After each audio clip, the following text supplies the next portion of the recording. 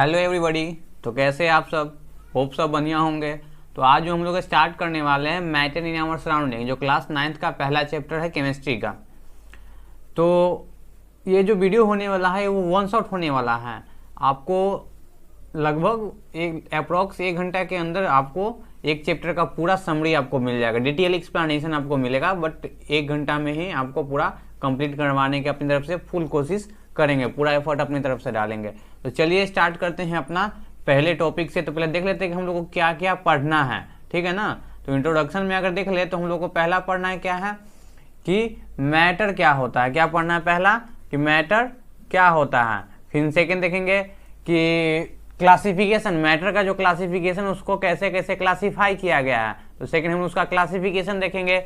तीसरा पॉइंट देखेंगे कि उसका फिजिकल नेचर क्या होता है, ठीक है ना। मतलब किस तरह से कैसा जो है जो मैटर है किस चीज़ से मिलकर बना रहता है, और जिस चीज़ से मिलकर बना रहता है तो कितना बड़ा या कितना छोटा होता है, उसमें क्या क्या। फिर अगला पॉइंट देखेंगे कि क्या क्या जो मैटर जिस चीज़ से मिलकर बना रहता है, तो मैटर छोटा छोटा पार्टिकल से मिलकर बना रहता है।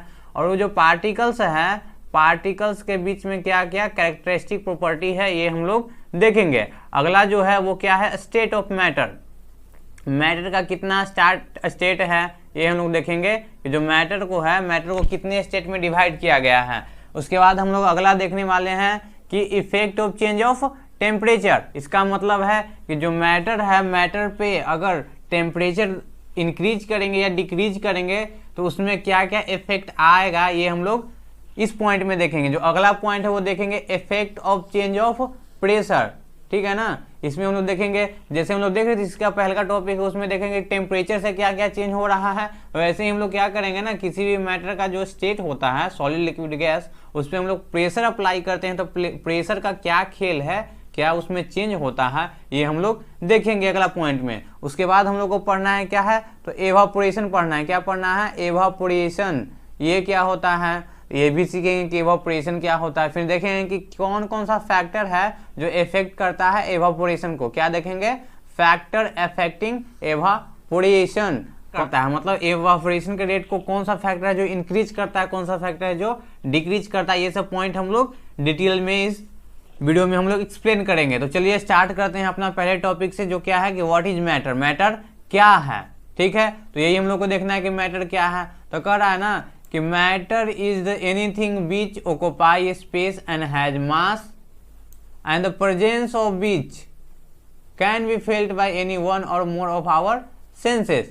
कह रहा है कि वो सारा चीज जिसमें क्या होता है, स्पेस ऑक्यूपाई करने का कैपेसिटी है, मतलब उसमें वॉल्यूम होता है और क्या होता है, तो उसके पास मास होता है। तो यहाँ दो चीज हम लोग क्या करते हैं, हाईलाइट कर लेते हैं। पहला हो गया क्या कि उसके पास क्या होना चाहिए, वॉल्यूम होना चाहिए, मतलब स्पेस ऑक्यूपाई करने का उसके पास कैपेसिटी होना चाहिए। और दूसरा बात क्या होना चाहिए कि उसके पास मास होना चाहिए। क्या क्या होना चाहिए? तो उसके पास मास होना चाहिए, उसके पास स्पेस ऑक्यूपाई करने का कैपेसिटी मतलब वॉल्यूम होना चाहिए।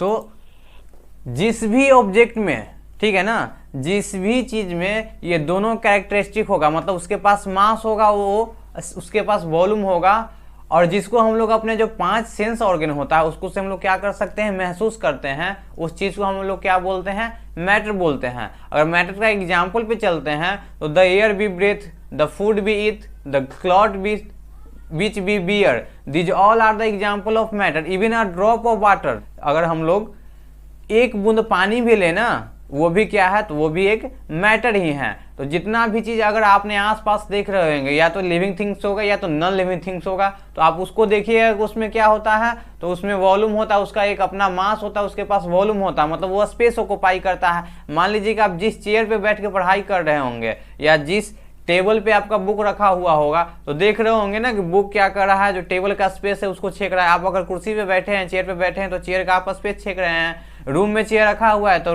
रूम का स्पेस चेयर छेक रहा है। और ये आपका जो रूम जहाँ बना हुआ है, जो धरती है, धरती का ये स्पेस छेक रहा है। तो जितना भी चीज हम लोग आसपास में देखें, मतलब इस यूनिवर्स में जितना भी चीज है वो किस चीज से मिलकर बना हुआ है, तो मैटर से मिलकर बना हुआ है। अब इसका क्या देखते हैं, क्लासिफिकेशन देखते हैं कि मैटर को कैसे क्लासिफाई किया गया है। तो पहला पॉइंट क्या कर रहा है, तो early Indian philosopher classify in the form of 5 basic element air, earth, fire, sky and water call पंच तत्व। क्या बोला गया था?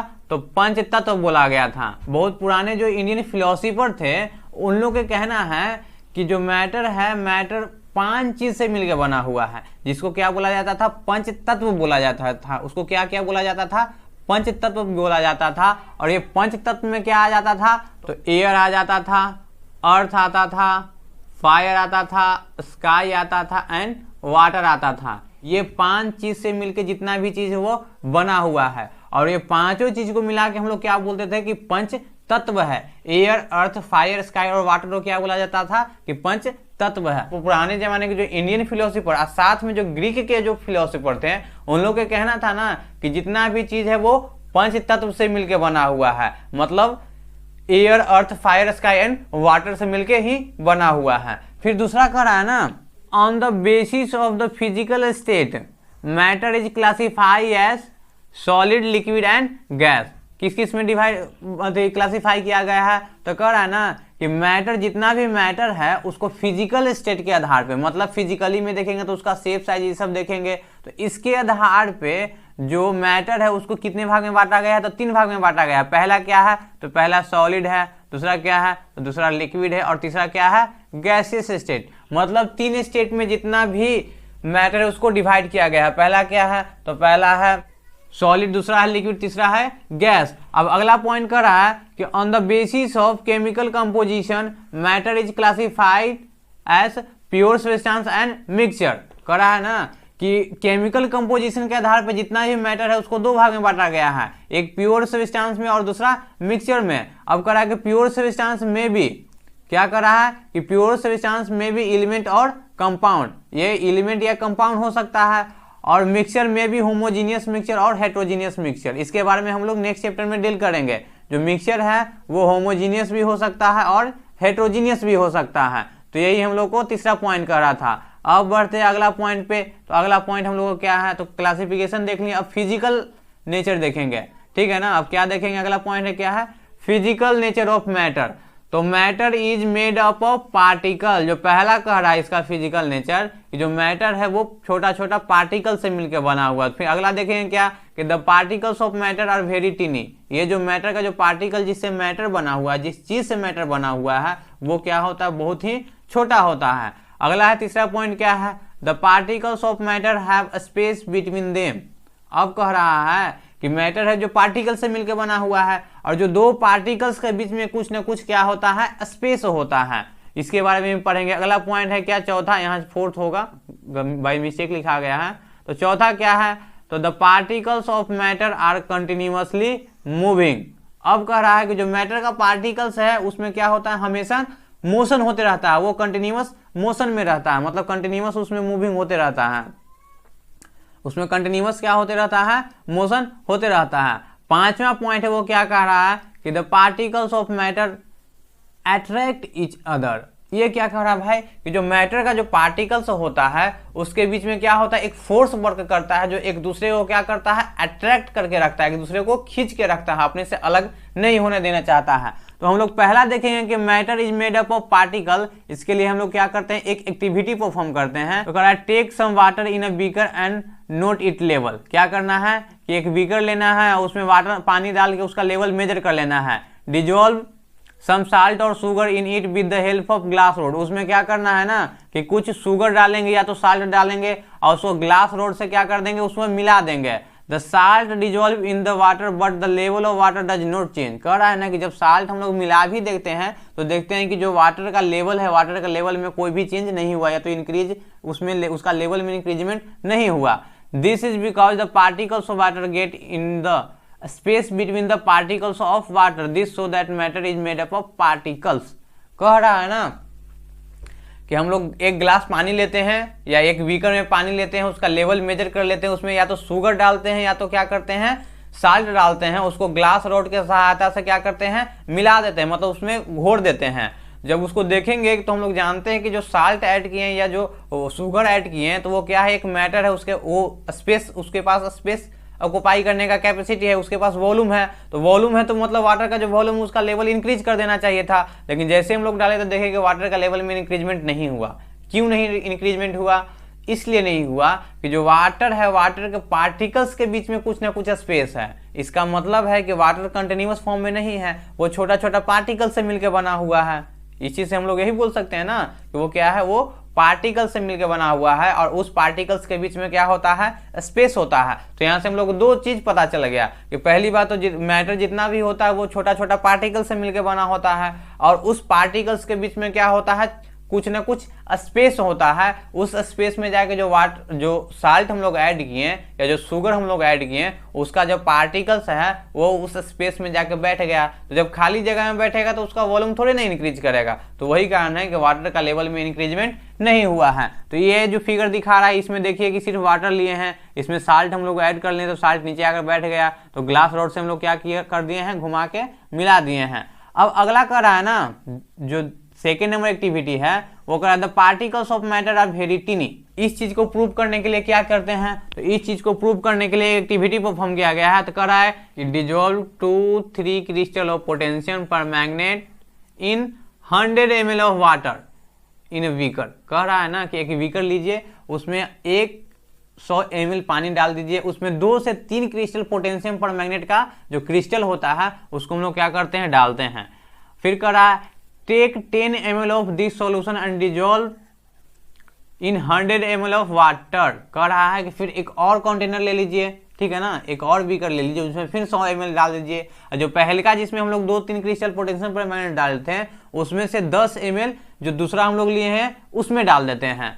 फिर कह रहा है कि फिर take 10 ml of this solution and dissolve in 100 ml of water, repeat process 5-6 time this so that a few crystal of potassium permanganate can color a large number of volume of water because there is a millions of tiny particles in each crystal।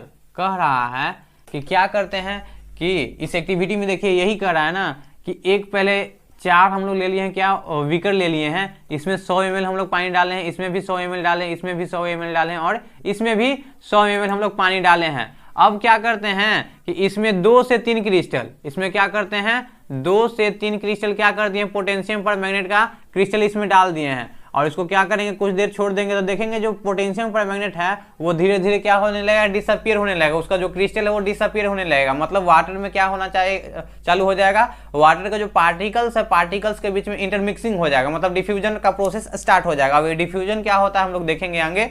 तो ये जाके क्या होगा ना कि पूरे water को colour कर देगा। अब इसमें से हम लोग क्या करते हैं, जो पहला कंटेनर है इसमें से 10 ml हम इसमें डाल देते हैं। तो देखेंगे जी इसमें जो 100 ml वाटर था इसको भी कलर कर दिया। अब फिर इसमें से क्या करते हैं 10 ml निकाल के फिर इसमें डाल देते हैं। तो फिर देखते हैं जो तीसरा कंटेनर है उसको भी कलर कर दे रहा भाई। फिर इसमें से 10 ml निकालते हैं फिर इसमें डालते हैं। मतलब 4, 5, 6 बार भी ये प्रोसेस करेंगे ना तो देखेंगे कि जो 100 ml है वाटर है उसको क्या कर दे रहा है, कलर कर दे रहा है। इसका मतलब है कि 100 ml जो वाटर है उसमें तो पहले से वाटर का जो पार्टिकल्स वो मिलियंस नंबर में प्रेजेंट होगा। उसमें से 2-3 क्रिस्टल हम सिर्फ पोटेशियम परमैंगनेट का हम लोग क्रिस्टल डाले हैं, लेकिन देख रहे हैं कि मिलियंस वाटर का पार्टिकल्स को कलर कर दे रहा है। इसका मतलब है कि जो 2 या 3 क्रिस्टल पोटेशियम परमैंगनेट है वो मिलियंस पार्टिकल्स, छोटा छोटा पार्टिकल्स से मिलकर बना हुआ है। और वो छोटा छोटा पार्टिकल्स इतना छोटा है, वो छोटा छोटा पार्टिकल्स इतना छोटा है कि हम लोग तो अपने आंख जो नेकेड आई है उससे तो देख ही नहीं सकते हैं। अगर हम लोग एक पावरफुल माइक्रोस्कोप भी यूज कर देना तो उस पार्टिकल्स को हम लोग नहीं देख सकते हैं। उस पार्टिकल्स को देखने के लिए हम लोग को इलेक्ट्रोस्कोप का यूज करना पड़ेगा। तो वही यहाँ इस एक्टिविटी से हम लोग यही पता चला कि जितना भी मैटर है वो छोटा छोटा पार्टिकल्स से मिलकर बना हुआ है और वो छोटा छोटा पार्टिकल्स इतना छोटा है कि उसको हम लोग अपने नेकेड आई से नहीं देख सकते हैं। अब अगला पॉइंट आता है, देख रहे हैं क्या फिगर में देख रहे होंगे, इसका कलर थोड़ा ज्यादा डार्क है, फिर उससे इसका कलर कम है, फिर इसका कम है और इसका सबसे लाइटर है। तो क्या रीजन है, तो सिंपल सी रीजन है भाई कि इसमें जो पोटेशियम परमैंगनेट हम लोग डाले थे वो पोटेशियम परमैंगनेट का जो नंबर ऑफ पार्टिकल्स हुआ इसमें ज्यादा है। इसमें से 10 ml इसमें डाले हैं, कितना डाले हैं तो सिर्फ और सिर्फ 10 ml डाले हैं। तो 10 ml में बहुत कम ही पोटेशियम परमैंगनेट का पार्टिकल्स गया होगा, तो यहाँ बहुत कम पोटेशियम पर मैग्नेट का पार्टिकल्स है, इसमें और कम है, इसमें और कम है। यही रीजन है कि कलर में क्या है, डिफरेंस है। सबसे जो पहला होता है उसका वेरी डार्क होता है, और जो इसका हो गया ये लाइटर हो गया, उससे भी लाइटर इसमें हो, सबसे लाइटेस्ट इसमें हो जाएगा। तो ये क्या होता है, नंबर ऑफ पार्टिकल्स के कारण होता है। जो पोटेंशियम पर मैग्नेट है वो कैसा कलर देता है, तो पर्पल कलर प्रोवाइड करता है किसी भी सॉल्यूशन को। उसका जो कलर होता है कैसा होता है, पर्पल कलर होता है। अब अगला बात कर रहे हैं कि the particles of matter have space between them. इसके लिए तो हम लोग जो एक्टिविटी फर्स्ट जो ए नंबर एक्टिविटी परफॉर्म किए थे, सेम एक्टिविटी परफॉर्म करेंगे, तो उसमें हम लोग क्या देखेंगे, देखे थे कि जो वाटर का पार्टिकल्स है, वाटर का पार्टिकल्स के बीच में क्या था, स्पेस था, जिसके कारण से उसका लेवल इंक्रीजमेंट नहीं हुआ था। ठीक है, तो यहाँ यही तो हम लोगों को प्रूव करना है कि जो वाटर होता है या जो मैटर है, मैटर के पार्टिकल्स के बीच में क्या होता है, कुछ ना कुछ स्पेस होता है। तो जो हम लोग पहला एक्टिविटी की थे, सेम एक्टिविटी को हम लोग लिख देंगे तो हम लोग का सेकंड कवर हो जाएगा। मतलब जो पहला एक्टिविटी होगा वही सेम एक्टिविटी परफॉर्म करके हम लोग क्या कर देंगे, बता देंगे कि जितना भी मैटर है वो क्या है, वो छोटा छोटा पार्टिकल से मिलकर बना हुआ है। उस पार्टिकल्स के बीच में क्या होता है, तो उस पार्टिकल्स के बीच में स्पेस होता है। वैकेंट क्या होता है, स्पेस होता है। और उस स्पेस को हम लोग क्या बोलते हैं, जो स्पेस होता है उसको क्या बोलते हैं, तो उस स्पेस को हम लोग वॉइड बोलते हैं। क्या बोलते हैं, वॉइड। जो इंटर पार्टिकुलर जो स्पेस होता है उसको हम लोग क्या बोलते हैं, वॉइड बोलते हैं। इसके बारे में हम लोग क्लास 12th में पढ़ेंगे अच्छे से। अगला कह रहा है कि particles of matter are continuously moving. ये क्या है भाई, कह रहा है कि मैटर जिस चीज से मिलकर बना हुआ, पार्टिकल से मिलकर बना हुआ है, और ये जो पार्टिकल्स है, ये पार्टिकल्स के बीच में क्या होता है, तो हमेशा जो है मूवमेंट होते रहता है। वह जन्ने तने क्या करेगा, हमेशा मूवमेंट, मतलब अपने पोजीशन पे मूव वो करते रहता है, मतलब उसमें कंटिन्यूअस मोशन होते रहता है। इसके लिए फिर हम लोग क्या करते हैं, एक एक्टिविटी परफॉर्म करते हैं। कह रहा है कि take some water in beaker and put a drop of blue और red ink slowly along the slide of beaker and leave it undisturb. कह रहा है कि एक बीकर ले लीजिए, उसमें पानी लेके कुछ देर तक छोड़ दीजिए, उसमें ब्लू इंक या रेड इंक उसमें डालते हैं, एकदम धीरे से डालेंगे कि पानी हिले ना, एकदम हल्का सा, एकदम नीचे जाके धीरे से रखेंगे। उसको क्या करते हैं, अनडिस्टर्ब छोड़ देते, उसको हिलाते डोलाते नहीं। अगर हिला देंगे तो बोल ही दीजिएगा कि देखिए हम हिलाए तभी मिल गया है। उसको बिना डिस्टर्ब किए हुए छोड़ देना है। कुछ देर के बाद आप देखिएगा ना, वही बोल रहा है कि leave it undisturb for a few hours. कुछ घंटा के लिए उसको क्या किए, बिना डिस्टर्ब किए हुए छोड़ देते हैं। The ink spread evenly throughout the water due to the movement of particles of water and ink. अब कह रहा है कि कुछ 2-3 घंटा के लिए हम लोग उसको छोड़ देते हैं। जब 2-3 घंटा के लिए उसको छोड़ेंगे, उसके बाद हम लोग क्या देखेंगे कि जो वाटर का पार्टिकल्स है और जो इंक का पार्टिकल्स है, दोनों के पार्टिकल्स के बीच में मूवमेंट होने के कारण जो इंक है पूरे वाटर में, थ्रू आउट द वाटर, पूरे वाटर में क्या होगा ना, वो इंटरमिक्स हो जाएगा, मतलब मिल जाएगा। दोनों के बीच में क्या हो जाएगा, वाटर के पार्टिकल्स में भी मूवमेंट है, इंक क्योंकि जो पार्टिकल्स है उसके बीच में मूवमेंट है। जब मूवमेंट होगा तो वाटर का पार्टिकल्स क्या होगा, तो इधर उधर क्या हो जाएगा। जैसे देखिए, मान लीजिए कि यहाँ तक पानी है, इसमें ऊपर से स्लाइटली यहाँ हम लोग क्या किए हैं, तो यहाँ हम लोग इंक डाले हैं। तो देख रहे हैं कि इंक जब डाले हैं तो इसके पार्टिकल्स के बीच में ऐसा मूवमेंट होते रहता है, रैंडम मूवमेंट होता है, कोई इधर कभी इधर कभी इधर कभी इधर कभी इधर कभी इधर। तो वाटर के पार्टिकल्स में भी मूवमेंट हो रहा है, इंक के पार्टिकल्स में मूवमेंट हो रहा है। इसमें देख लीजिए जो गैस का मॉलिक्यूल्स होता है उसके बीच में तो एकदम रैंडम मोशन होते रहता है, एकदम पूरा एकदम तेजी से इधर उधर चारों डायरेक्शन में मूव करते रहता है। तो पार्टिकल्स है, जो वाटर का पार्टिकल्स है और जो इंक के पार्टिकल्स है, दोनों में मोशन होने के कारण, दोनों में मूवमेंट होने के कारण क्या हुआ ना कि जो इंक है पूरे वाटर में इंटरमिक्स हो गया। अब जो इंटरमिक्सिंग का प्रोसेस है, इसी को हम लोग क्या बोलते हैं, डिफ्यूजन बोलते हैं। याद रखिएगा, जो दो पार्टिकल्स के बीच में, दो अलग अलग पार्टिकल्स के बीच में जो इंटरमिक्सिंग है, उसी इंटरमिक्सिंग को हम लोग क्या बोलते हैं, डिफ्यूजन बोलते हैं। तो वही यहाँ कह रहा है कि the intermixing of two or more different type of matter on their own is called diffusion। क्या बोल रहा है कि दो से अधिक तरह के जो मैटर का इंटरमिक्सिंग, उसका जो पार्टिकल्स के बीच में जो इंटरमिक्सिंग है, उस प्रोसेस को हम लोग क्या बोलते हैं, तो उस प्रोसेस को हम लोग डिफ्यूजन बोलते हैं। तो यहाँ हम लोग देख लेंगे डिफ्यूजन क्या होता है। अब अगला पॉइंट मूव करते हैं, क्या है, particles of matter attract each other. इसके लिए फिर हम लोग एक एक्टिविटी परफॉर्म करते हैं। इसके लिए क्या किए हैं, फिर हम लोग एक एक्टिविटी परफॉर्म करते हैं। कह रहा है take an iron nail, a piece of chalk and rubber band, try to break them by hammering, cutting और स्ट्रेचिंग। कह रहा है ना एक चौक ले लेना है, क्या लेना है, एक चौक ले लेना है, एक रबर बैंड ले लेना है और एक हम लोग नेल ले लेंगे।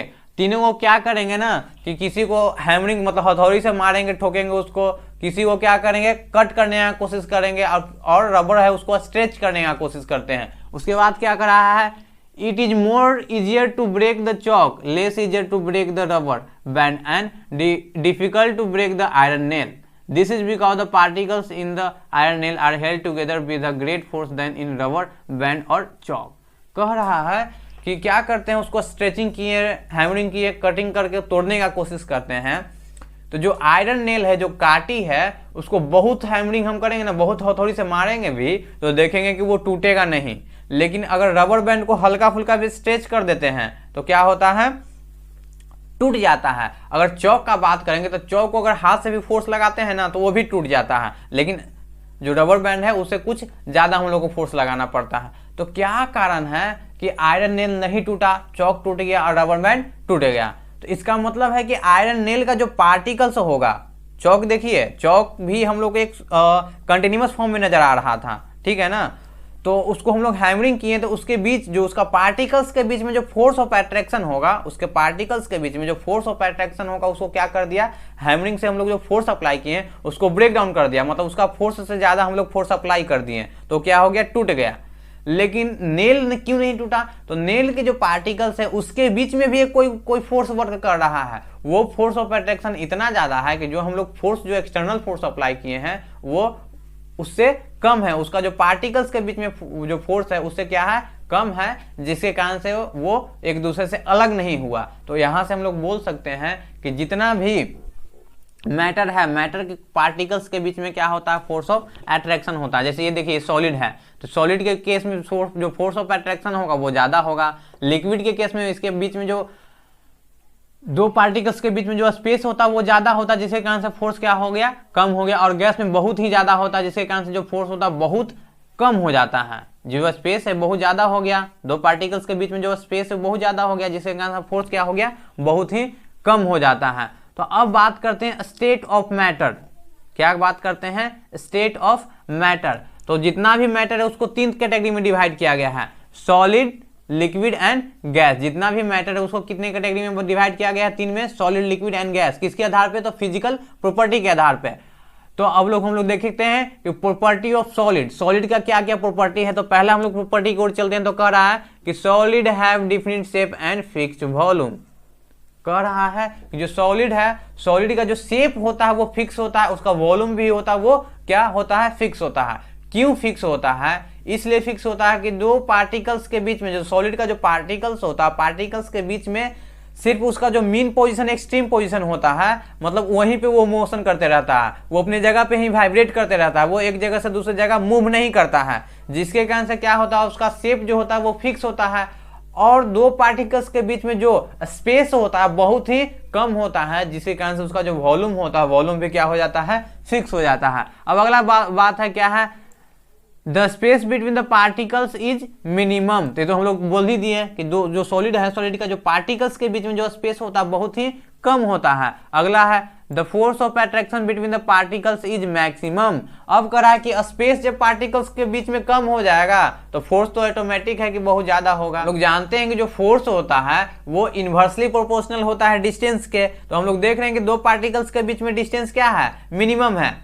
जो स्पेस कम है इसका मतलब क्या है कि डिस्टेंस क्या है, मिनिमम है। डिस्टेंस मिनिमम है तो फोर्स क्या होगा, मैक्सिमम होगा। तो सॉलिड के केस में जो फोर्स ऑफ अट्रैक्शन होता है बहुत ज्यादा मैक्सिमम होता है, बहुत ज्यादा होता है। अब कह रहा है, अगला पॉइंट कह रहा है कि the movement of the particles is minimum. अब कह रहा है कि जो सॉलिड के केस में जो पार्टिकल्स के बीच में जो मूवमेंट होता है बहुत ही कम होता है। किसके कंपेरिजन में, तो लिक्विड और गैस के कंपेरिजन में। पांचवा पॉइंट कह रहा है कि दे आर लीस्ट कंप्रेसिबल। अब कह रहा है ना कि अगर हम लोग एक्सटर्नल फोर्स अप्लाई करते हैं, इसका एक्सटर्नल फोर्स ऊपर से अप्लाई करते हैं तो क्या होगा, इसका वॉल्यूम में कोई भी चेंजिंग नहीं होगा, मतलब ये इनकम्प्रेसिबल है। टोटली क्या होता है, इनकम्प्रेसिबल। इसको चाटने से ये चताएगा नहीं। जैसे रबर बैंड को अगर हम लोग चाटते हैं तो देखते हैं क्या करते हैं, चताता है, लेकिन जो सॉलिड होता है वो उसको चापने पे नहीं चपाएगा। जैसे अब अगर आयरन का अगर बॉल ले लेते हैं, उस पर फोर्स अप्लाई करते हैं तो क्या उसमें कुछ चेंजिंग होता है उसका शेप में या वॉल्यूम में? नहीं होता है, क्योंकि वो टोटली इनकम्प्रेसिबल होता है। तो कि इसका रीजन क्या है भाई, तो इसका रीजन सिंपल सी बात है कि जो पार्टिकल्स के बीच में स्पेस होता है बहुत ही कम होता है, तो स्पेस ही बहुत कम है तो क्या होगा, वो इनकम्प्रेसिबल नहीं होगा। अब अगला पांचवा पॉइंट कह रहा है कि the rate of diffusion is least.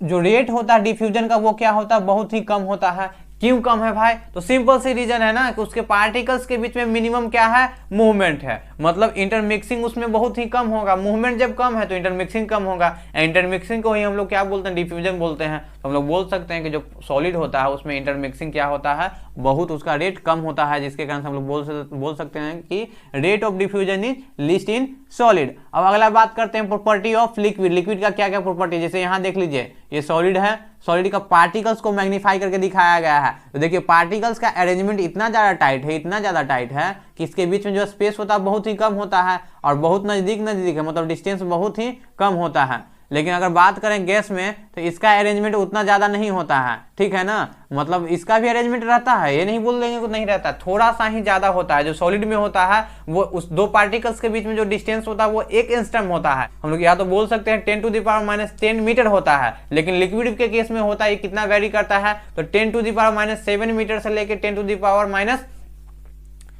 Metre तक ये स्पेस जो है ये क्या है, वेरी करता है। ये जो डिस्टेंस है वो डिस्टेंस वेरी करता है, तो ज्यादा का अंतर नहीं है, थोड़ा सा का ही अंतर है।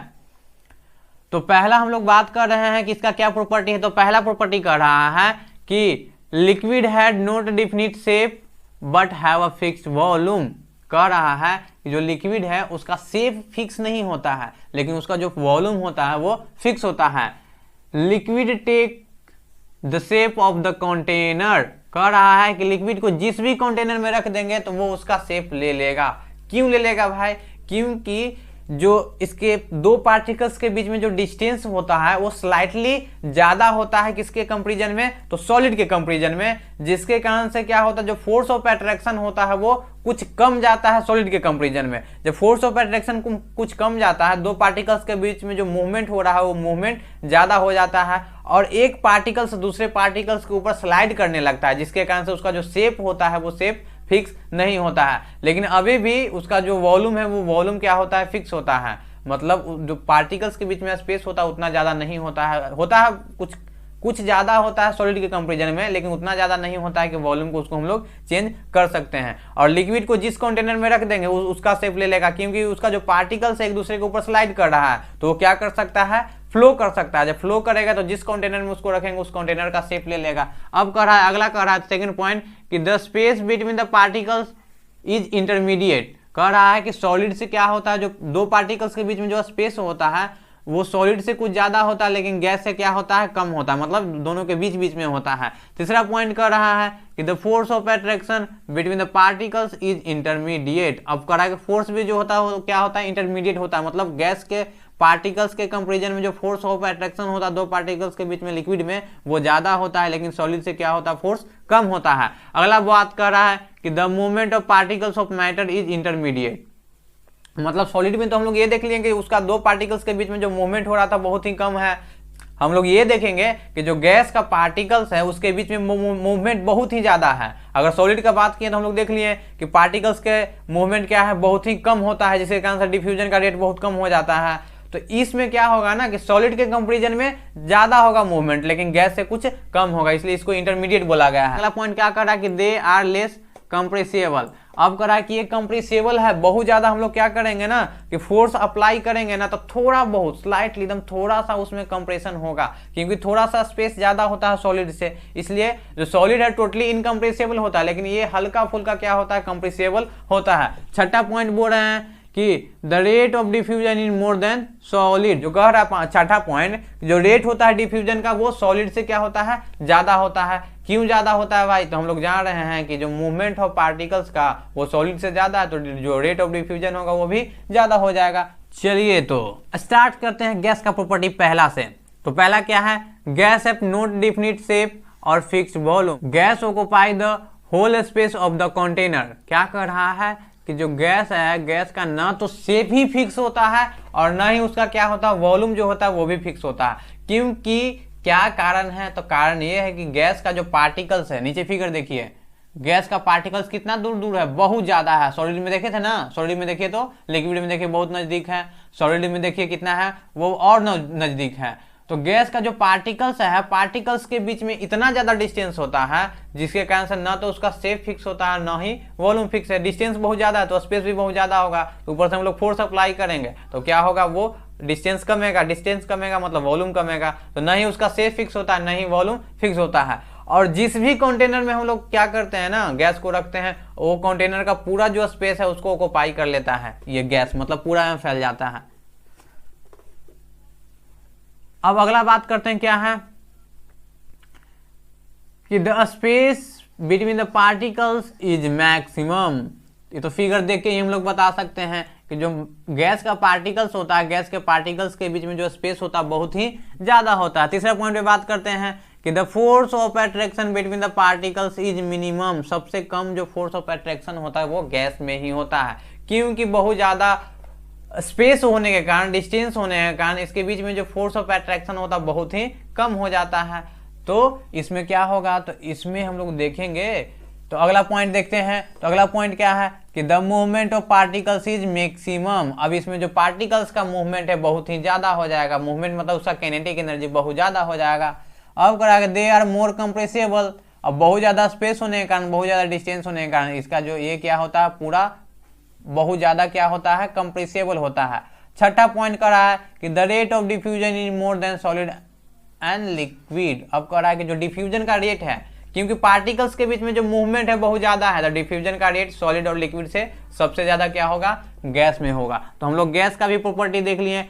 जैसे यहाँ देखिए गैस है तो गैस के पार्टिकल्स के बीच में तो स्पेस बहुत ज्यादा है, तो इंटरमिक्सिंग बहुत ज्यादा होगा, स्पेस बहुत ज्यादा होगा, बहुत ज्यादा होगा तो इसमें इंटरमिक्सिंग का प्रोसेस बहुत ज्यादा होगा, डिफ्यूजन बहुत ज्यादा होगा। लेकिन इसमें देखिए लिक्विड के कंडीशन में देखिएगा स्पेस बहुत कम है, तो बहुत कम पार्टिकल्स इसमें आकर बैठेगा, ठीक है ना, तो इसलिए डिफ्यूजन का रेट बहुत कम होता है। सॉलिड में और कम हो जाता है, ये स्पेस है जो और कम हो जाता है, इसमें और इंटरमिक्सिंग कम हो जाता है। तो वही यहाँ दिखा रहा है फिगर में, आपको देख के बता सकते हैं। सॉलिड है, लिक्विड है, गैस है, इसका पार्टिकल्स के देख लीजिए अरेंजमेंट कैसा है,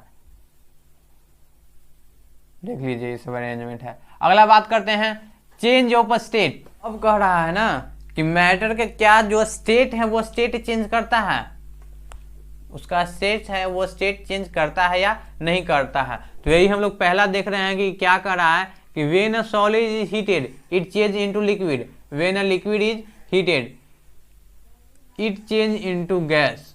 सिंपल सी बात है। सिंपल एग्जांपल आप ले लीजिए एक वाटर, जिसको हम लोग डेली लाइफ में पीने के लिए यूज करते हैं। अगर नहीं, पानी नहीं है तो हम लोग का जीवन नहीं है, जल ही जीवन है जिसको बोला जाता है। तो पानी को देखते हैं हम लोग कि फ्रीज में रखते हैं तो वो फ्रीज होके क्या हो जाता है, तो बर्फ में कन्वर्ट हो जाता है, मतलब सॉलिड में हो रहा है।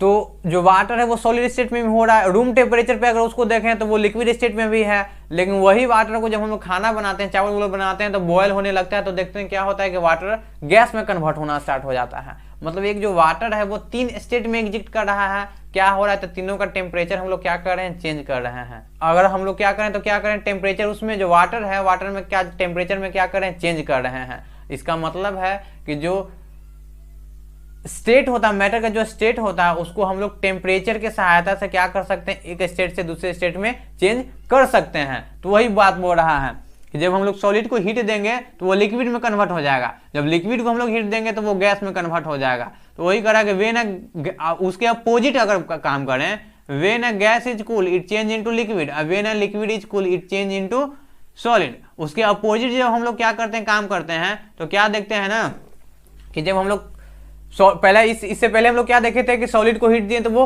लिक्विड में कन्वर्ट हो गया, लिक्विड को हीट दिए तो वो गैस में कन्वर्ट हो गया। अब इसके अपोजिट जब हम लोग गैस को कूल करेंगे तो देखेंगे क्या होगा ना कि वो कन्वर्ट हो जाएगा लिक्विड में, और जब लिक्विड को कूल करेंगे तो किस में कन्वर्ट हो जाएगा, तो वो कन्वर्ट हो जाएगा सॉलिड में। तो वही एग्जाम्पल के लिए बोल दिया है, एग्जाम्पल के लिए बोला है कि if ice is heated it change into water. जब करें कि आइस है, आइस को जब हम लोग हीट करेंगे, उसका टेम्परेचर राइज करेंगे तो किस में चेंज हो जाएगा, तो वाटर में चेंज हो जाएगा, मतलब लिक्विड में चेंज हो जाएगा। If water is heated it change into steam. कह रहा है कि जब वाटर को हीट करेंगे तो वो क्या हो जाएगा, स्टीम में चेंज हो जाएगा, मतलब गैसेस स्टेट में चेंज हो जाएगा। अब कह रहा है कि if steam is cool it change into water. जब फिर जो गैस है, गैस को फिर क्या कर रहे हैं, ठंडा कर रहे हैं, कूल कर रहे हैं, तो वो किस में कन्वर्ट हो जा रहा है, तो वाटर में कन्वर्ट हो जा रहा है। If water is cool it change into ice. जब वाटर को हम लोग क्या कर रहे हैं, कूल कर रहे हैं, तो वो किस में कन्वर्ट हो जा रहा है, तो वो सॉलिड फॉर्म में, मतलब आइस के फॉर्म में कन्वर्ट हो जा रहा है। तो यहाँ से हम लोग बोल सकते हैं कि जो स्टेट होता है मैटर का, जो सॉलिड लिक्विड गैस है, वो क्या है, एक दूसरे में इंटरचेंज हो सकता है। मतलब वो उसका सिर्फ अगर टेम्परेचर हम लोग घटाएं या बढ़ाएं, मतलब टेम्परेचर इंक्रीज करें या डिक्रीज करेंगे, तो उसका स्टेट में क्या हो सकता है, चेंज हो सकता है। तो यही यहाँ कह रहा है कि जो सॉलिड है, सॉलिड को हम लोग हीट प्रोवाइड किए तो लिक्विड में कन्वर्ट हो गया, लिक्विड को हीट प्रोवाइड किए तो गैस में हो गया, गैस को कूल किए तो फिर लिक्विड में हो गया, और लिक्विड को कूल किए तो सॉलिड में हो गया। मतलब ये वाइस वर्सा प्रोसेस है, एक ऐसा प्रोसेस है, तो वाइस वर्सा प्रोसेस है। ये जो पहला फिगर है इसमें क्या है, सॉलिड है, जो बर्फ है, बर्फ को रखा गया, मतलब सॉलिड रखा, इसको नीचे से फ्लेम दे रहे हैं, हीट दे रहे हैं। हम लोग को एक चीज पता होना चाहिए कि किसी पार्टिकल्स में अगर हम लोग टेम्परेचर इंक्रीज करेंगे तो उसका किनेटिक एनर्जी है वो क्या हो जाता है, इंक्रीज हो जाता है। जब किनेटिक एनर्जी इंक्रीज हो जाएगा तो मूवमेंट जो है वो भी क्या हो जाएगा, इंक्रीज हो जाएगा। तो हम लोग सब जान रहे हैं कि जब मूवमेंट इंक्रीज हो जाएगा, किनेटिक एनर्जी इंक्रीज होगा तो क्या मूवमेंट इंक्रीज हो जाएगा। मूवमेंट इंक्रीज हो जाएगा, इसका मतलब कि जो दो पार्टिकल्स के बीच में जो डिस्टेंस था वो डिस्टेंस भी क्या हो जाएगा, इंक्रीज हो जाएगा। जब डिस्टेंस इंक्रीज हो जाएगा तो जो फोर्स था वो क्या हो जाएगा, डिक्रीज हो जाएगा। सिंपल सी बात। तो यही हम लोगों को देखना है कि क्या होता है ना कि सॉलिड में देख रहे हैं, सॉलिड का जो पार्टिकल्स होता है, पार्टिकल्स के बीच में फोर्स ऑफ अट्रैक्शन बहुत ज्यादा, क्योंकि डिस्टेंस बहुत कम होता है। तो अगर उस डिस्टेंस को हम लोग क्या कर देते हैं, इंक्रीज कर देते हैं, डिस्टेंस को क्या करते हैं, इंक्रीज कर देते हैं। तो डिस्टेंस इंक्रीज कैसे होगा, तो इसका किनेटिक एनर्जी हम लोग इंक्रीज कर देंगे पार्टिकल्स का, वो कैसे इंक्रीज होगा, तो टेम्परेचर हम लोग क्या कर देंगे, राइज कर देंगे। तो वही कह रहा कि सॉलिड जो आइस था इसमें टेम्परेचर राइज कर दिया, तो इसका किनेटिक एनर्जी इंक्रीज हो गया, जिसके कारण से जो पार्टिकल्स के बीच में डिस्टेंस है वो भी क्या हो गया, इंक्रीज हो गया। जब डिस्टेंस इंक्रीज हो जाएगा तो किस में कन्वर्ट हो जाएगा, तो लिक्विड में कन्वर्ट हो जाता है। तो ये जो सॉलिड से लिक्विड में कन्वर्ट होना है इसको हम लोग क्या बोलते हैं, मेल्टिंग बोलते हैं। क्या बोलते हैं,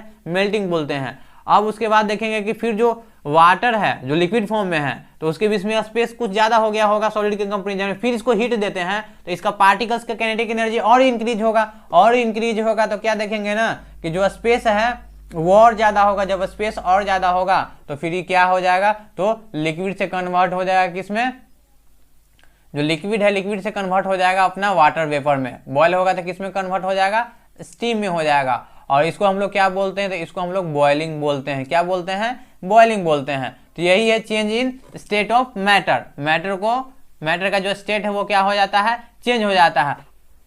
तो ये फिगर है, वही फिगर है, सेम फिगर है। देखिए यहाँ एवापोरेट हो गया। देखें इसमें फिगर में देखें ना कि ये क्या हो गया, आइस था वो वाटर के फॉर्म में वाटर में कन्वर्ट हो गया। अब ये जो वाटर है, वाटर को हीट सप्लाई किए तो देख रहे हैं ना वाटर वेपर में कन्वर्ट हो गया, बॉयल होना स्टार्ट हो गया तो किसमें हो गया, स्टीम में कन्वर्ट हो गया। हम लोग देख लें कि जो मैटर का स्टेट है मतलब सॉलिड लिक्विड गैस एक दूसरे में क्या हो सकता है, इंटरचेंज हो सकता है। अब देखते हैं कि मेल्टिंग क्या होता है, बॉइलिंग क्या होता है। जो सॉलिड से लिक्विड में कन्वर्ट होने का प्रोसेस है उसको क्या बोलते हैं, लिक्विड से हम लोग को गैस में कन्वर्ट होना है उसका प्रोसेस को हम लोग क्या बोलते हैं। जब गैस को कूल करेंगे तो कूल करने के बाद जो लिक्विड में कन्वर्ट होता है उसको क्या बोलते हैं, लिक्विड से फिर सॉलिड में कन्वर्ट होता है उसको क्या बोलते हैं। फिर ये देखेंगे कि डायरेक्ट सॉलिड से स्टीम में कन्वर्ट होता है उस प्रोसेस को क्या बोलते हैं, और स्टीम से डायरेक्ट जो किस में कन्वर्ट हो जाता है, सॉलिड में, उस प्रोसेस को क्या हम लोग बोलते हैं। तो पहला हम लोग स्टार्ट करते हैं मेल्टिंग से कि मेल्टिंग क्या होता है कि when a solid is heated the particles being to vibrate with a greater speed and being to move more freely than at a particular temperature the solid melt and change into liquid. The process of melting is also known as fusion। कह रहा है ना कि जब कोई solid को हम लोग हीट प्रोवाइड करते हैं तो उसका जो पार्टिकल्स का जो वाइब्रेशन है वो क्या हो जाता है, बहुत ही तेज हो जाता है। उसके बीच में जो मोशन होते रहता है वो बहुत ही ज़्यादा हो जाता है मोशन, उसका स्पीड बहुत ज़्यादा हो जाता है, जिसके कारण से वो फ्री हो जाता है, एक दूसरे के ऊपर क्या करता है, स्लाइड करना स्टार्ट कर देता है, उसके बीच में डिस्टेंस वो इंक्रीज हो जाता है, उसका जब हम लोग हीट प्रोवाइड किए तो उसका किनेटिक एनर्जी इंक्रीज हुआ, जिसके कारण से जो पार्टिकल्स का डिस्टेंस है वो डिस्टेंस क्या हो जाता है, इंक्रीज हो जाता है, और वो सॉलिड से किस में कन्वर्ट हो जाता है, लिक्विड में कन्वर्ट हो जाता है। तो जो सॉलिड से लिक्विड में कन्वर्ट होने का प्रोसेस है, उस प्रोसेस को हम लोग क्या बोलते हैं, उस प्रोसेस को हम लोग फ्यूजन बोलते हैं। The process of melting is also known as fusion. उस प्रोसेस को, जो मेल्टिंग का प्रोसेस है, मतलब सॉलिड से लिक्विड में कन्वर्ट होने का प्रोसेस को हम लोग क्या बोलते हैं, फ्यूजन बोलते हैं। अगला कह रहा है कि the temperature at which solid melt is called melting point. कह रहा है कि वे टेम्परेचर जिस पे कोई भी जो सॉलिड है क्या करना हो स्टार्ट कर देता है, मेल्ट करना स्टार्ट कर देता है, मतलब सॉलिड से लिक्विड में कन्वर्ट होना स्टार्ट हो जाता है, उस टेम्परेचर को हम लोग क्या बोलते हैं, तो मेल्टिंग पॉइंट बोलते हैं। उस टेम्परेचर को हम लोग क्या बोलते हैं, तो मेल्टिंग पॉइंट बोलते हैं। तो जो आइस है, आइस वो 0 डिग्री पे क्या कर देता है, मेल्ट करना स्टार्ट कर देता है। तो वही बोल रहा है कि the melting point of ice is 0 degree Celsius. हम लोग जानते हैं कि 0 डिग्री सेल्सियस मतलब 0 डिग्री सेल्सियस बराबर कितना होता है, 273 केल्विन। हम लोग को ये पता होना चाहिए कि 0 डिग्री सेल्सियस बराबर कितना होता है, तो 273 केल्विन होता है। अगर किसी भी सेल्सियस को केल्विन में कन्वर्ट करना होता है तो उसमें 273 ऐड कर देते हैं। मान लेते हैं कि 100 डिग्री सेल्सियस है, उसको हम लोग को केल्विन में कन्वर्ट करना है, तो 100 में क्या करेंगे, 273 ऐड कर देंगे, तो कितना हो जाएगा, 373 केल्विन हो जाएगा। तो किसी भी अगर सेल्सियस को केल्विन में कन्वर्ट करना हो तो उसमें 273 ऐड कर देंगे, किसी भी केल्विन को सेल्सियस में कन्वर्ट करना है तो उसमें से 273 सब्ट्रैक्ट कर देंगे। तो ये क्या हो गया, हम लोग देख लिए कि सॉलिड से लिक्विड में कन्वर्ट होने का प्रोसेस को मेल्टिंग बोलते हैं, उसको हम लोग फ्यूजन भी बोलते हैं। मेल्टिंग पॉइंट क्या होता है कि वैसा टेम्परेचर जिसपे कोई भी सॉलिड लिक्विड में कन्वर्ट होना स्टार्ट हो जाता है, मतलब मेल्टिंग उसमें स्टार्ट हो जाए, मेल्टिंग का प्रोसेस स्टार्ट हो जाता है, उस टेम्परेचर को क्या बोलते हैं, मेल्टिंग पॉइंट बोलते हैं। जितना भी ये जो प्रोसेस हो रहा है ना, वो एटमॉस्फेरिक प्रेशर में होना चाहिए, उसका जो प्रेशर होना चाहिए वो 1 atm होना चाहिए, एटमॉस्फेयर का जो प्रेशर होता है वही होना चाहिए। अब अगला बात होता है लेटेंट हीट ऑफ फ्यूजन।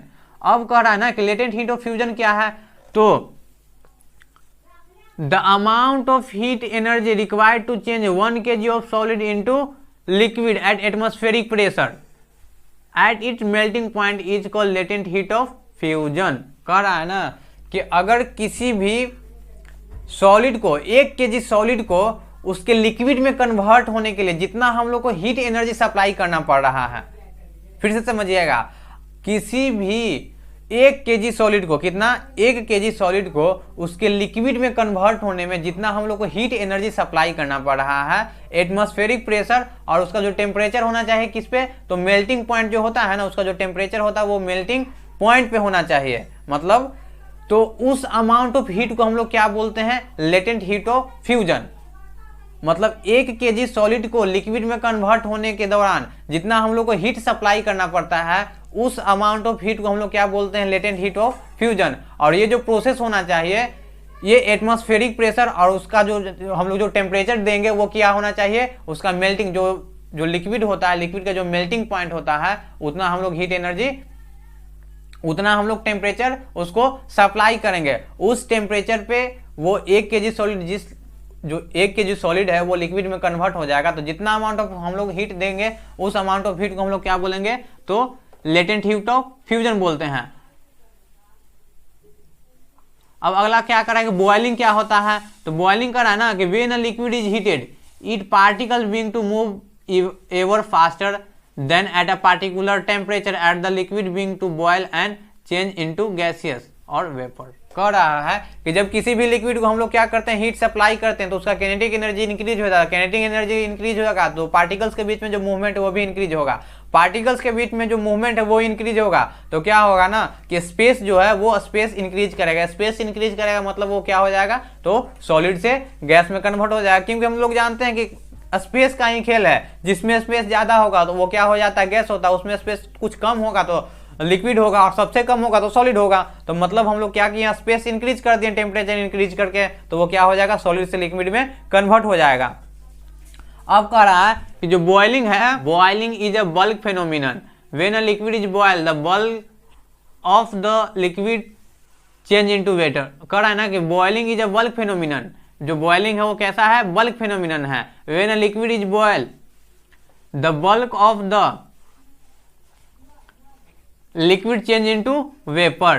कह रहा है ना कि जो बॉइलिंग है वो कैसा है, बल्क फिनोमिनन है। जब हम लोग किसी भी लिक्विड को बॉयल करते हैं, जब हम लोग किसी भी लिक्विड को बॉयल करते हैं तो क्या होता है कि उसके अंदर में जो फोर्स होता है वो फोर्स को क्या कर देता है, जो टेम्परेचर हम लोग देते हैं वो ब्रेक डाउन कर देता है, उसको तोड़ देता है और क्या हो जाता है, लिक्विड से वो वेपर में कन्वर्ट हो जाता है। क्या हो जाता है, लिक्विड से वेपर में कन्वर्ट हो जाता है। और एक बात हम लोग को और ध्यान रखना चाहिए, एक चीज हम लोग को और भी ध्यान रखना चाहिए ना, कि या तो वो सॉलिड से लिक्विड में कन्वर्ट हो या तो लिक्विड से गैस में कन्वर्ट हो, उसके दौरान जो टेम्परेचर होता है, उसके दौरान जो टेम्परेचर होता है वो टेम्परेचर कांस्टेंट होता है, टेम्परेचर चेंज नहीं करता है। अगर सॉलिड से हम लोग लिक्विड में कन्वर्ट करेंगे तो तब तक उसका टेम्परेचर चेंज नहीं होगा जब तक कि पूरा जो सॉलिड है वो लिक्विड में कन्वर्ट हो जाएगा।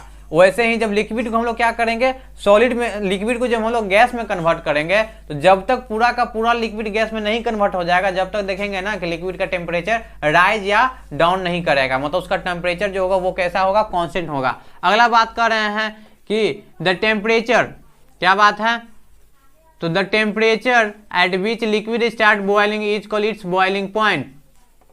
The boiling point of water is 100 degree Celsius और 373 केल्विन। वैसा टेम्परेचर जिसपे कोई भी लिक्विड बॉयल करना स्टार्ट हो जाता है उसको हम लोग क्या बोलते हैं, उस टेम्परेचर को हम लोग बोलते हैं बॉइलिंग पॉइंट। और जो वाटर का बॉइलिंग पॉइंट होता है वो 100 डिग्री सेल्सियस होता है, या उसको 100 डिग्री सेल्सियस को केल्विन में कन्वर्ट करेंगे तो 273 ऐड कर देंगे, मतलब 373 केल्विन क्या हो जाता है, वाटर का बॉइलिंग पॉइंट होता है। अब जैसे ही लेटेंट हीट ऑफ फ्यूजन पढ़े थे कि 1 kg सॉलिड को हम लोग क्या किए थे, लिक्विड में कन्वर्ट किए थे, उस अमाउंट ऑफ हीट को हम लोग क्या बोलते थे, लेटेंट हीट ऑफ फ्यूजन। उसी तरह से है लेटेंट हीट ऑफ वेपोराइजेशन। ये क्या है, तो the amount of heat energy required to change 1 kg of liquid into gas at atmospheric pressure and its boiling point is called latent heat of vaporisation. क्या है, कह रहा है कि 1 kg, मान लीजिए कि किसी भी कंटेनर, एक कंटेनर है, एक कंटेनर में क्या है, 1 kg पानी रख दिए। अभी हम लोग जानते हैं कि जो वाटर का बॉइलिंग पॉइंट होता है वो 100 डिग्री सेल्सियस है, तो हम लोग यहाँ से जो टेम्परेचर देंगे वो कितना देंगे, 100 डिग्री सेल्सियस यहाँ से टेम्परेचर प्रोवाइड करेंगे। क्या करेंगे, यहाँ से हम लोग देखेंगे कि 100 डिग्री सेल्सियस क्या करेंगे, टेम्परेचर प्रोवाइड करेंगे यहाँ से फ्लेम से। तो देखेंगे कि जो जितना हम लोग को हीट एनर्जी देना पड़ेगा, ये पूरा जो 1 kg वाटर है, कितना है 1 kg वाटर, उसको किस में, गैस में कन्वर्ट होने के लिए, तो जितना हम लोग को हीट एनर्जी सप्लाई करना पड़ेगा उस अमाउंट ऑफ हीट एनर्जी को हम लोग क्या बोलेंगे, तो लेटेंट हीट ऑफ वेपोराइजेशन बोलेंगे। और ये जो प्रोसेस होता है तो एटमॉस्फेयर में होता है, मतलब इसका जो प्रेशर होना चाहिए वो कैसा, कितना होना चाहिए, 1 atm होना चाहिए। 1 atm मतलब इसका एटमॉस्फेरिक प्रेशर जो होता है उसी पे पूरा प्रोसेस होना चाहिए। तो जितना अमाउंट ऑफ हीट एनर्जी हम लोग को देना पड़ेगा, that amount of heat energy is known as latent heat of vaporisation. अब अगला पॉइंट देखते हैं कि क्या है।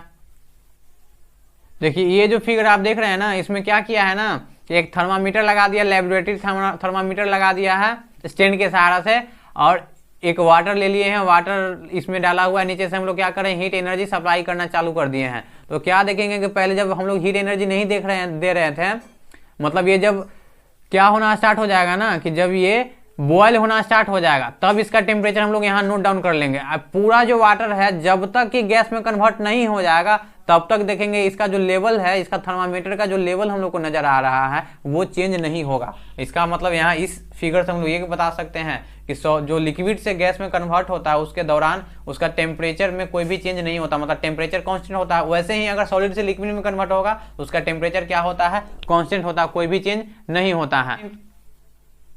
अगला पॉइंट बात कर रहे हैं effect of temperature on molecules motion.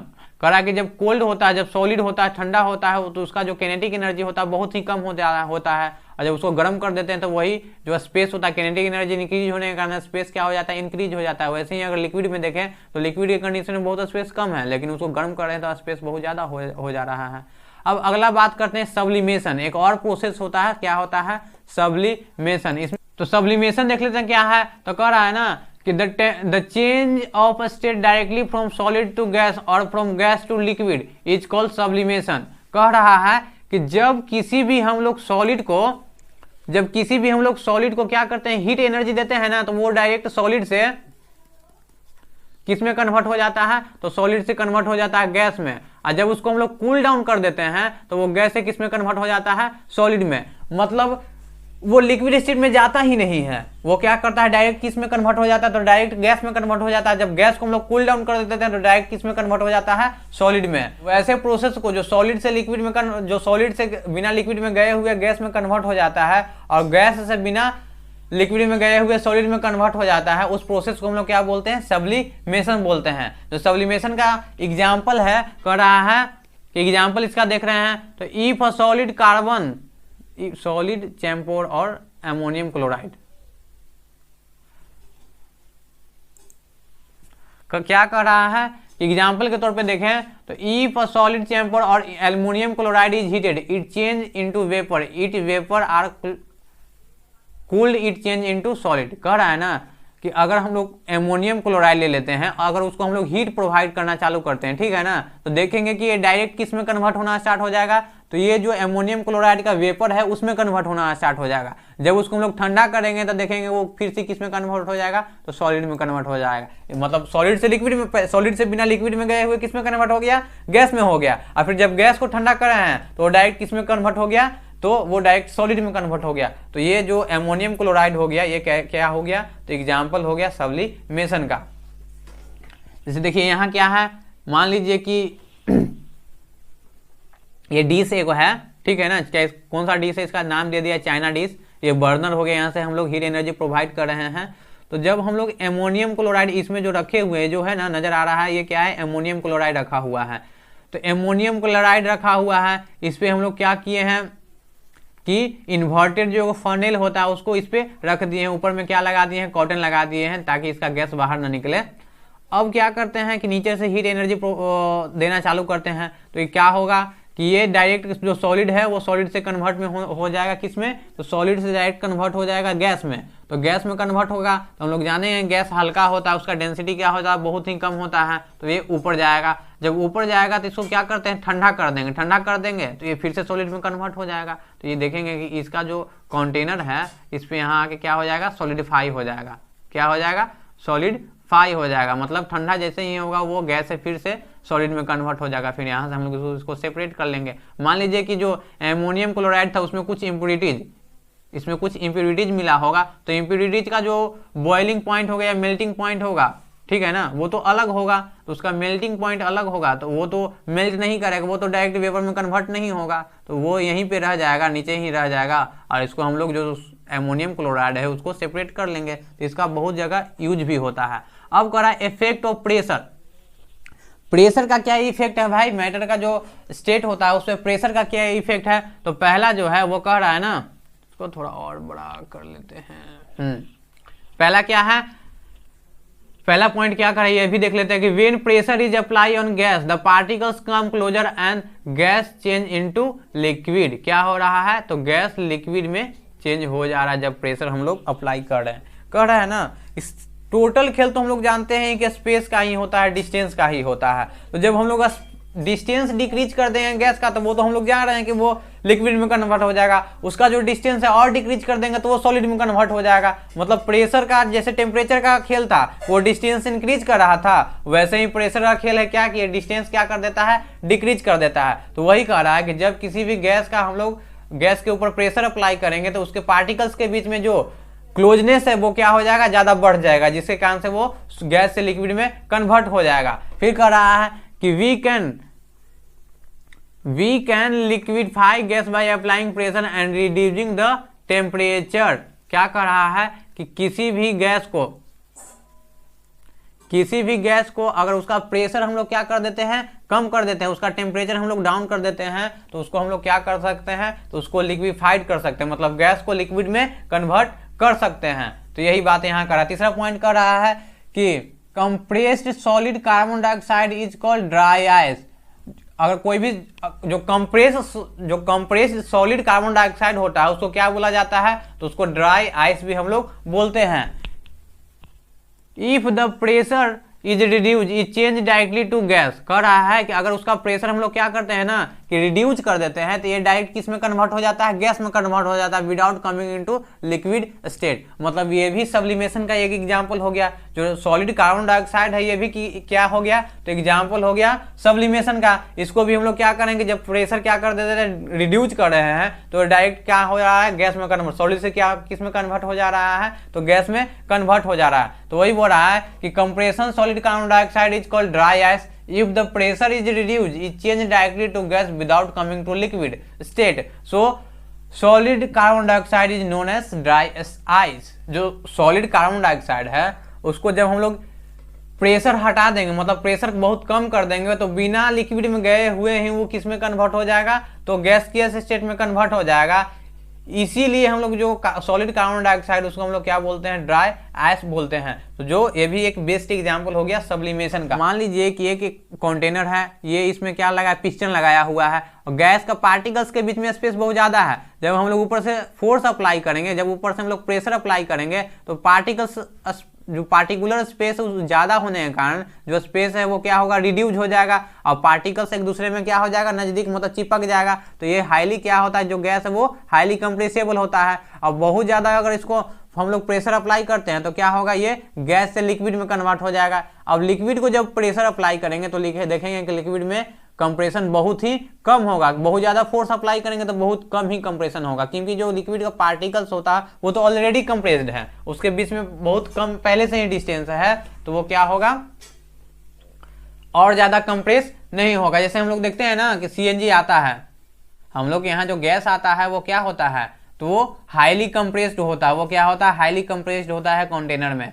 अगला कर रहा है कि interconversion of 3 state of matter. ये हम लोग फिगर देखेंगे। The state of matter are interconverted, the state of matter can be change by changing the temperature और प्रेशर। कर रहा है ना कि जो स्टेट है मैटर का, जो स्टेट है, जो मैटर का स्टेट है उसका टेम्परेचर और प्रेशर चेंज करके क्या कर सकते हैं, एक दूसरे में कन्वर्ट कर सकते हैं।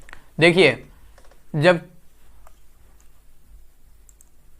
जब किसी भी सॉलिड को क्या करेंगे ना, जब किसी भी हम लोग सॉलिड को हीट देंगे तो किस में कन्वर्ट हो जाएगा, लिक्विड में कन्वर्ट हो जाएगा। तो सॉलिड से लिक्विड में कन्वर्ट होने का प्रोसेस को क्या बोला जाता है, तो फ्यूजन बोला जाता है। जब किसी भी लिक्विड को हम लोग क्या करेंगे ना, फिर हीट सप्लाई कर देंगे, क्या करेंगे, हीट फिर सप्लाई कर देंगे, तो किस में कन्वर्ट हो जाएगा, गैस में। और इस प्रोसेस को हम लोग क्या बोलते हैं, इस प्रोसेस को हम लोग वेपोराइजेशन बोलते हैं। अब इसके अपोजिट चलते हैं, वाइस वर्सा चलते हैं, उल्टा चलते हैं। जब किसी भी गैस को हम लोग क्या करेंगे ना, कूल कर देंगे, क्या करेंगे, कूल करेंगे, तो इसमें कंडेंसेशन का प्रोसेस होता है और ये गैस से लिक्विड में कन्वर्ट हो जाता है। तो इसको हम लोग क्या बोलते हैं, कंडेंसेशन बोलते हैं।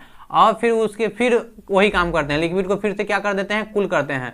फिर कूल कर देंगे तो देखेंगे ना कि लिक्विड किस में कन्वर्ट हो जाएगा, सॉलिड में। इस प्रोसेस को क्या बोला जाता है, तो इस प्रोसेस को सॉलिडिफिकेशन बोला जाता है। अब एक बात और आता है कि जब किसी भी सॉलिड को हम लोग हीट देते हैं, किसी भी सॉलिड को हम लोग हीट देते हैं, क्या करते हैं, हीट सप्लाई करते हैं, तो वो डायरेक्ट किस में कन्वर्ट हो जाता है, गैस में। उस प्रोसेस को क्या बोला जाता है, सब्लिमेशन बोला जाता है। इसके अपोजिट जब किसी भी गैस को हम लोग कूल कर देते हैं, वो डायरेक्ट किस में कन्वर्ट हो जाता है, तो गैस से वो सॉलिड में कन्वर्ट हो जाता है। इस प्रोसेस को भी क्या बोला जाता है, सब्लिमेशन ही बोला जाता है। तो यहाँ से हम लोग देख लिए कि अगर सॉलिड को लिक्विड में कन्वर्ट करेंगे हीट दे के, तो किस में, उसको क्या बोला जाता है, फ्यूजन बोला जाता है। जब लिक्विड को हम लोग गैस में कन्वर्ट करेंगे तो उसको वेपोराइजेशन बोला जाता है। गैस को जब हम लोग लिक्विड में कन्वर्ट करेंगे तो उसको कंडेंसेशन बोला जाएगा।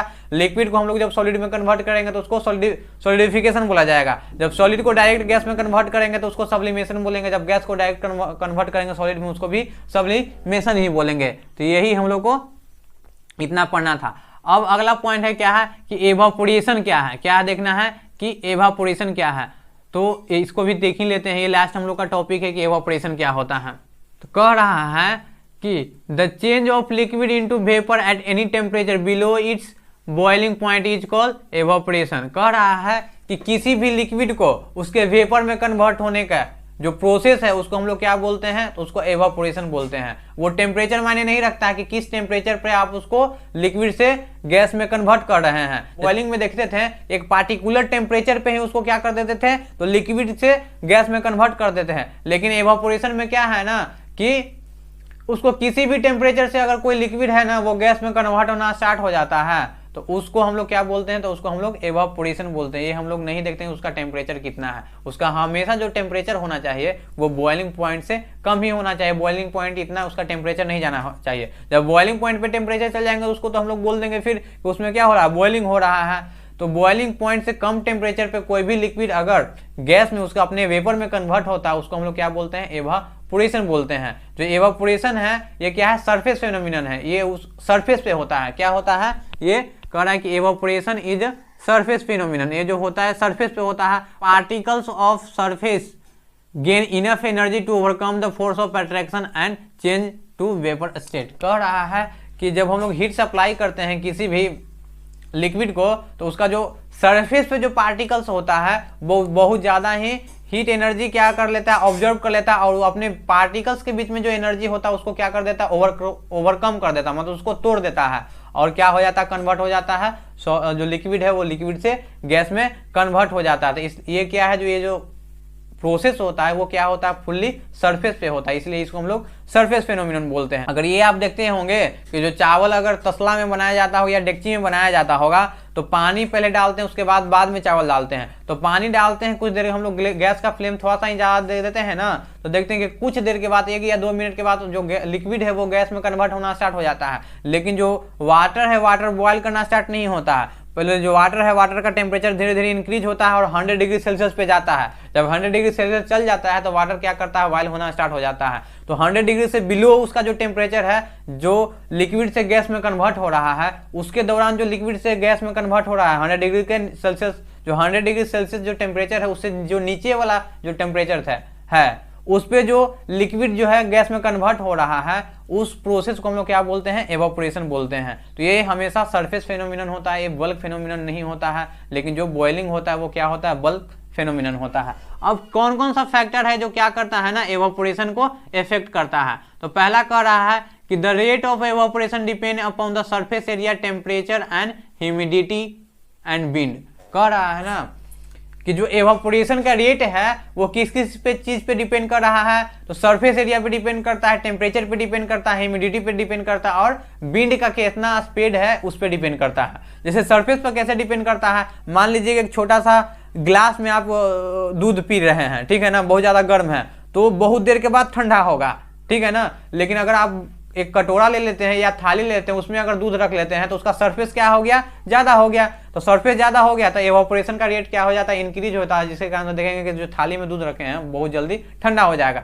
दूसरा बात आता है टेम्परेचर, कि टेम्परेचर पर भी डिपेंड करेगा कि कितना उसका जो एवापोरेशन का रेट है। अगर बहुत ज़्यादा हम लोग हीट एनर्जी प्रोवाइड करेंगे तो बहुत जल्दी जो उसका पार्टिकल्स है उसके बीच में जो लिक्विड से गैस में कन्वर्ट होने का प्रोसेस है वो बहुत ज़्यादा होगा, क्योंकि उसको बहुत जल्दी हीट एनर्जी मिलते जाएगा तो बहुत जल्दी वो लेके क्या होगा, गैस में कन्वर्ट होना चालू करेगा। तो जितना ज़्यादा हम लोग हीट एनर्जी प्रोवाइड करेंगे, जितना ज़्यादा टेम्परेचर इंक्रीज करेंगे, उतना ही ज़्यादा क्या होगा, एवापोरेशन का रेट इंक्रीज होगा। जैसे एग्जांपल के तौर पे अगर देखिए गर्मी का मौसम में आप कपड़ा सुखाते होंगे तो बहुत जल्द ही सूख जाता है, वही अगर ठंडा या बरसात के मौसम में सुखाएंगे तो बहुत देर के बाद सूखता है। क्यों? क्योंकि जो गर्मी का मौसम में जो सनलाइट होता है उसमें हीट एनर्जी होता है बहुत ज़्यादा होता है, लेकिन ठंड के मौसम में या बरसात में मौसम में उतना ज़्यादा नहीं होता है। अगला कह रहा है कि ह्यूमिडिटी, सेम एग्जाम्पल है कि गर्मी के दिन में बहुत जल्दी क्यों कपड़ा सूख जाता है और ठंडा के दिन में क्यों नहीं सूखता है। तो जो ठंडा के दिन में होता है, जो एयर होता है आसपास के एयर, उसमें ह्यूमिडिटी बहुत ज़्यादा होता है, लेकिन गर्मी में वही ह्यूमिडिटी बहुत कम होने के कारण क्या होता है, कपड़ा बहुत जल्दी सूख जाता है। अगला बात है कि विंड स्पीड, ये भी देखते हैं कि किसी दिन देखते हैं ना कि हवा सिर्फ चलते रहता है, धूप नहीं भी किया रहता तो कपड़ा सूख जाता है। क्यों भाई? तो यही सिंपल रीजन है कि जो विंड है, विंड में जो उसका ह्यूमिडिटी है बहुत कम होता है, जब कपड़ा के कांटेक्ट में आता है तो वहां से क्या करता है, वाटर जो है वो वाटर वेपर एब्जॉर्ब कर लेता है और अपने साथ लेके चल जाता है। तो जैसे मान लीजिए ना कि अगर आप चाय पीते होंगे तो चाय पीते देखते हैं आप फूकते होंगे, तो फूकते हैं क्यों?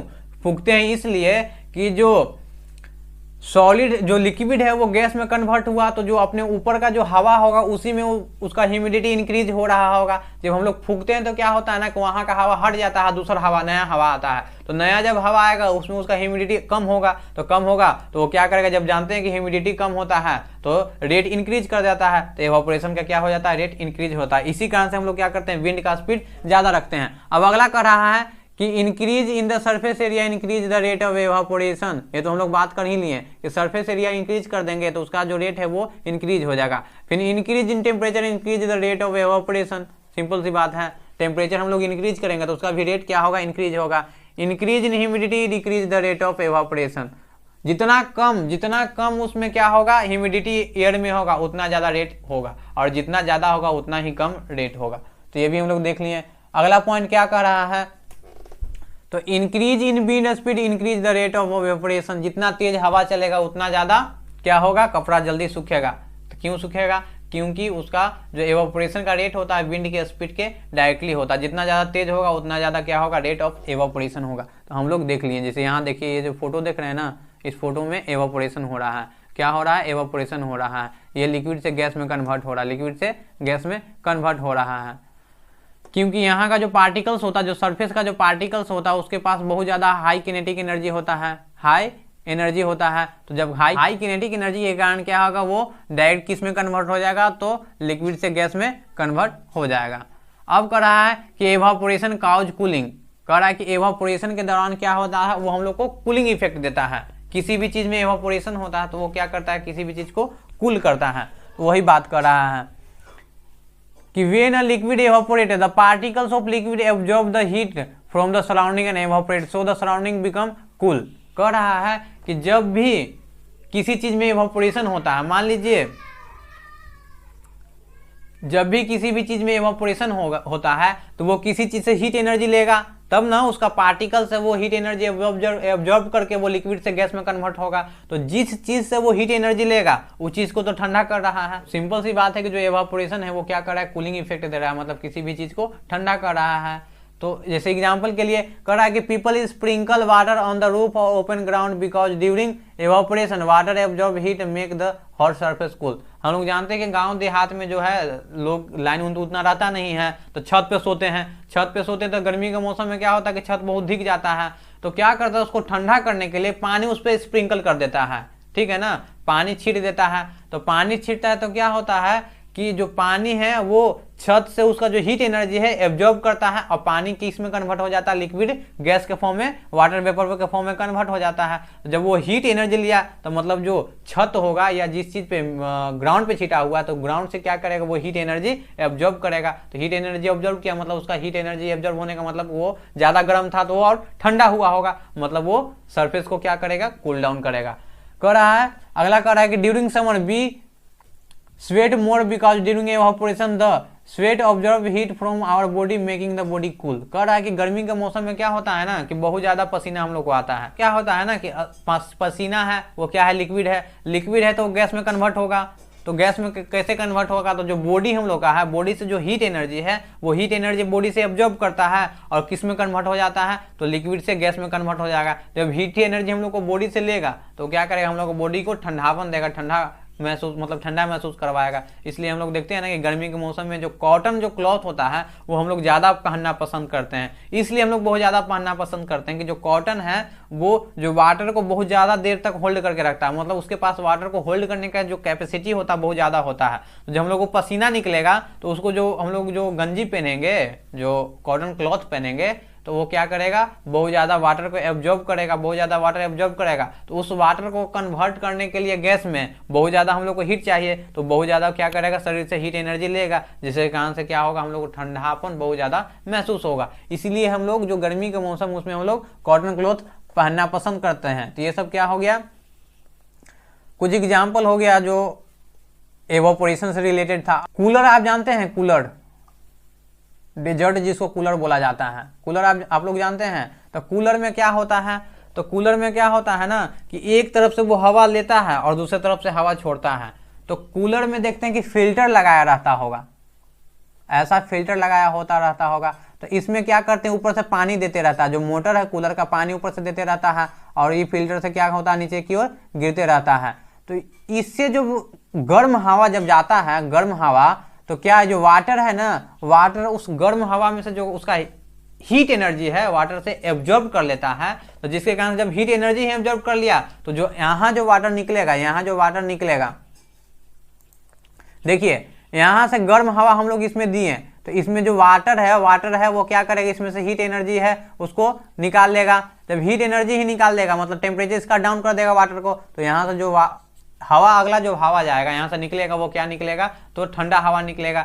अब यहाँ से जो हवा है वो पंखा के सहारे से हम लोग के पास आ जाता है। तो देखते हैं कि जो गर्म हवा है वो हम लोग को ठंडा देने लगता है। तो कूलर का यही इफेक्ट है, कूलर भी क्या करता है, जो गर्म हवा उसको ठंडा करता है, किस प्रोसेस के दौरान, तो वो एवापोरेशन के वो क्या करता है, एवापोरेशन को यूज करता है। यहाँ देखिए हवा आया, फिल्टर आया, क्या किया कि हीट एनर्जी ऑब्जॉर्व करेगा, यहाँ वाटर रखा हुआ है, हीट एनर्जी ऑब्जॉर्व करेगा, फिर इसको क्या कर देगा, गर्म हवा था उसको ठंडा में कन्वर्ट करके आगे पंखा से फेंक देगा, तो हम लोग को ठंडापन महसूस होता है। तो आज के लिए बस इतना ही, फिर मिलते हैं अगले नए टॉपिक पे। तब तक के लिए बने रहिए अपने इस चैनल रात्रि कक्षा में।